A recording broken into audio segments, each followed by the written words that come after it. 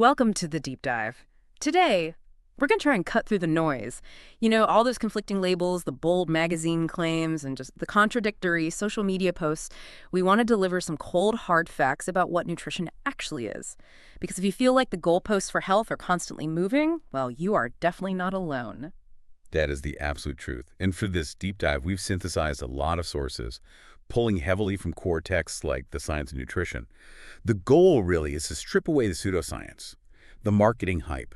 Our mission is to empower you, the listener, with actual knowledge so you can move beyond that generalized advice and start making informed decisions. Decisions tailored to your unique biology. Exactly. We're moving past the fads and focusing on the body's chemistry. We're going to dive into the essential building blocks, your macros and micros, and then we'll get into the incredible machinery of your digestive system. And finally, we'll analyze why some of these popular diets, cutting carbs or those detox teas, why they so often miss the mark on sustained health. Okay, so let's unpack this, starting with the basics. Macronutrients, carbohydrates, protein, and fat. These are the main sources of energy or calories that your body needs in pretty large amounts every single day. And we absolutely have to start with carbohydrates, mostly because they are so unfairly demonized in modern diet culture. But what's fascinating, what people forget, is their essential role as the preferred fuel for the brain. They directly aid concentration, cognitive function. Right, and that immediately explains a really common complaint from low-carb dieters, that brain fog. Can you help us understand the mechanics there? Why are carbs so essential for the brain? It's because they play this crucial, though indirect, role in generating serotonin. That's that critical mood-regulating hormone. Okay. The body uses carbohydrates to help convert an amino acid, tryptophan, which you get from protein, into serotonin. But tryptophan needs insulin to cross the blood-brain barrier effectively. So no carbs, no insulin spike. And that whole process just stalls. So if you aggressively limit your carbs, you are essentially starving the serotonin production pathway, which leads directly to that fatigue, the, hard to maintain concentration, and those notorious mood swings. That's a powerful connection most people completely miss. Precisely. And when we talk carbs, we need to bring some clarity, to the labels. We distinguish simple carbs from complex ones. Simple carbs are like those single sugar units, monosaccharides, that's glucose, fructose, galactose. Yeah. Or the double units, disaccharides like lactose in milk or sucrose, table sugar. That's a lot of lactosaccharides. Can you maybe give us a quick metaphor? What's the real functional difference between them? Think of it like this.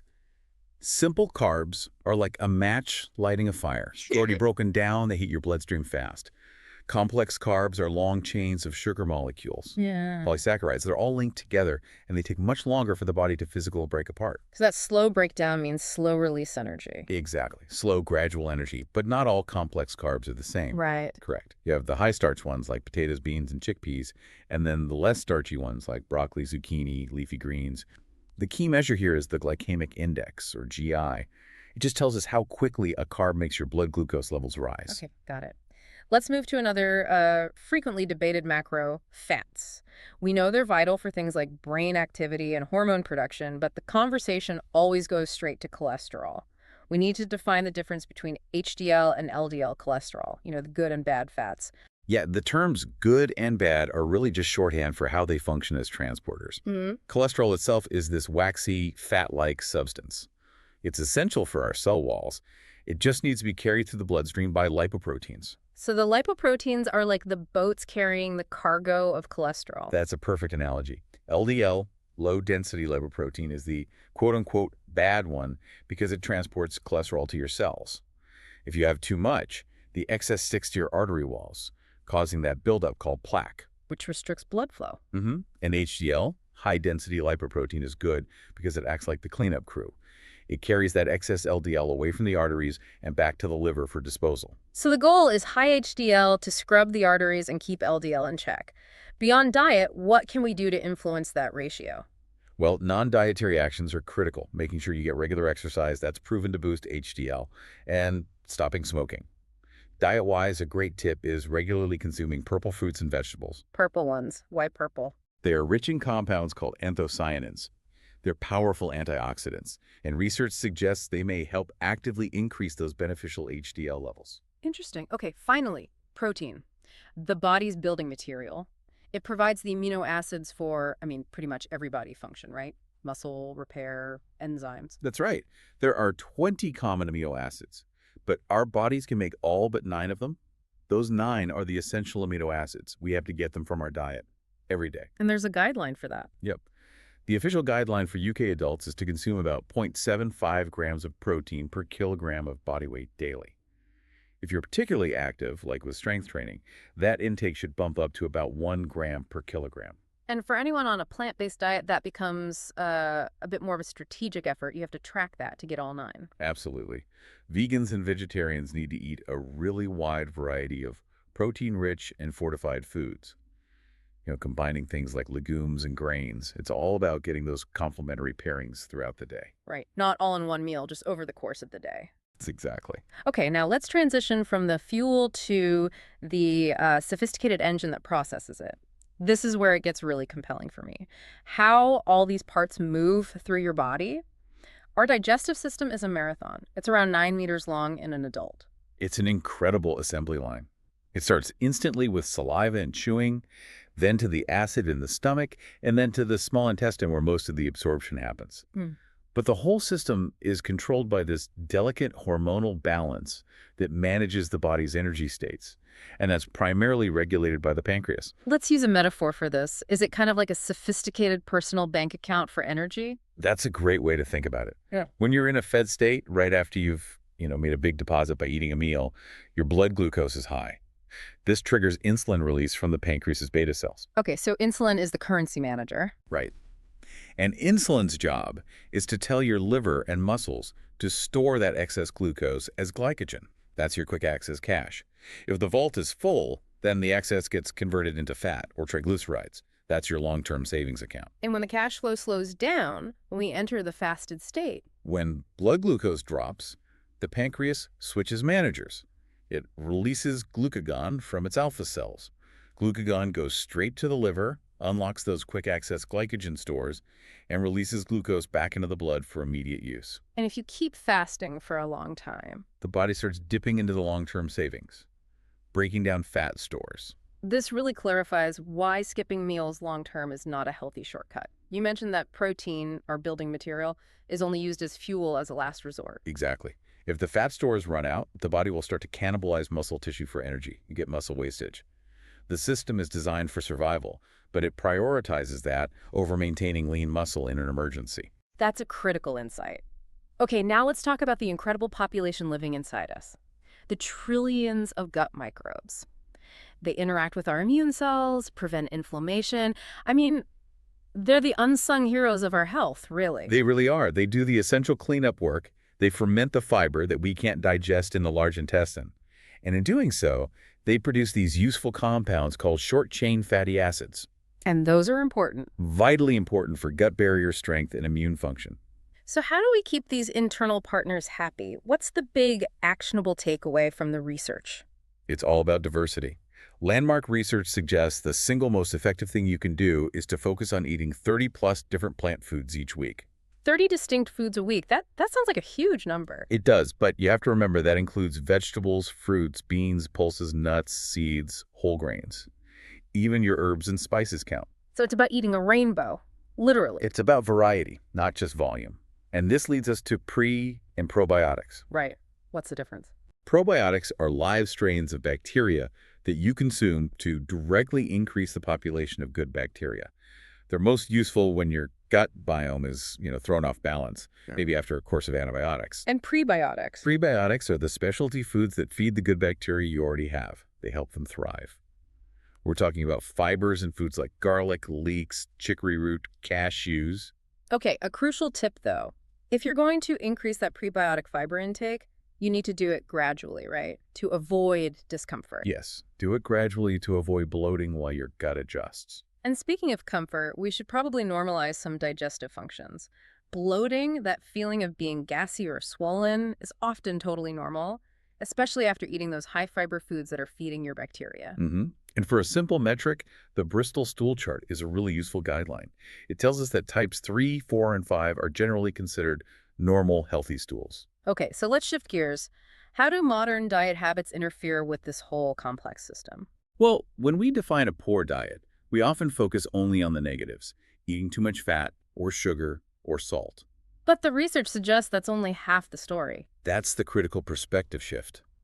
A massive global study revealed that eating low amounts of healthy foods, like whole grains, fruits, vegetables, nuts, and seeds, was linked with more deaths than eating too much of the bad stuff. Wow.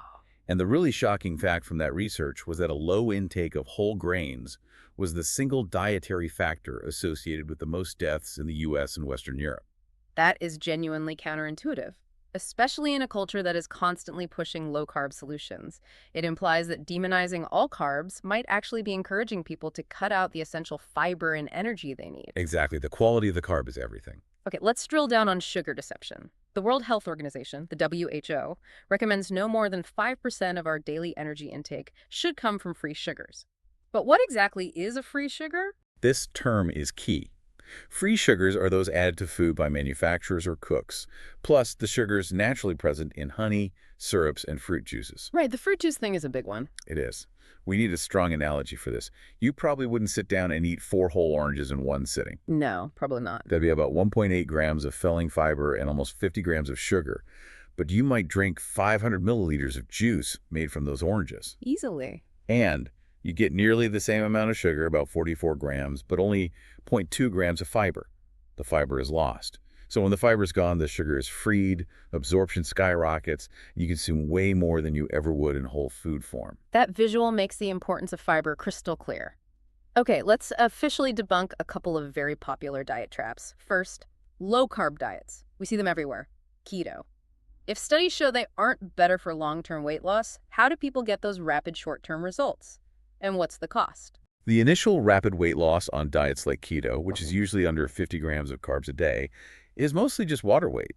Carbs store water in your body. Deplete the carbs, you flush the water, the scale drops fast. But it's not sustainable. No.